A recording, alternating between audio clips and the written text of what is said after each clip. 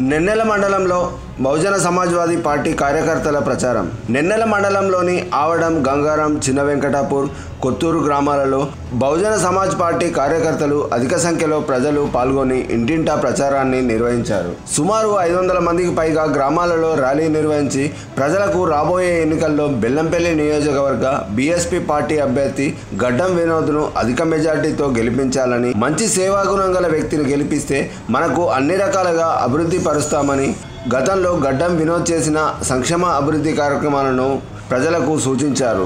ప్రజా సమస్యలపై పోరాడే వ్యక్తి గడ్డం వినోద్ అని, కాబట్టి ఏనుగు గుర్తుకు ఓటు వేసి అభివృద్ధికి బాటలు వేసుకుందామని కార్యకర్తలు ప్రజలకు తెలిపారు.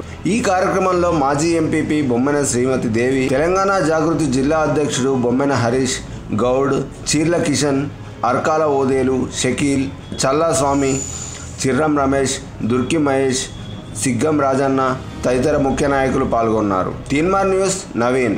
ఈరోజు నెన్నెల మండలంలో యువత కానీ ప్రజలు కానీ ఒక నిర్ణయం తీసుకోవడం జరిగింది. నెన్నెల మండలంలో జరుగుతున్న అవినీతి అక్రమాలకు, అదేవిధంగా ఇవాళ వ్యవస్థ కాకుండా వ్యక్తులకు పాలించే విధంగా ఉన్న ఈ వ్యవస్థ దుష్ట పాలనను అంతరించే విధంగా మేము ఇవాళ వినోదనని మన బెల్లంపల్లి నియోజకవర్గం తీసుకురావడం జరిగింది.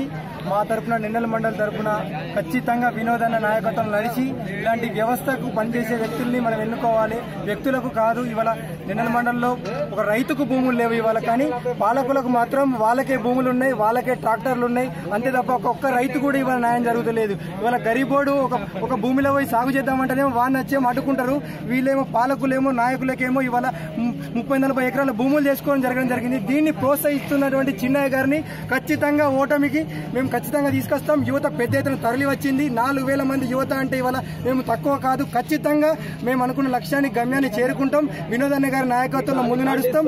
ఖచ్చితంగా మేము భవిష్యత్ తరాలకు ఒక మంచి ఆశయాన్ని, భవిష్యత్ యువతకు కూడా మంచి లక్ష్యాన్ని ముందు తీసుకుపోయి వినోదన్న గారిని గెలిపించుకునే విధంగానే మేము ముందుకు పోతాం తప్ప వేరే మాకు ఆశయం లేదు. ఒకటే, జై వినోదన్న.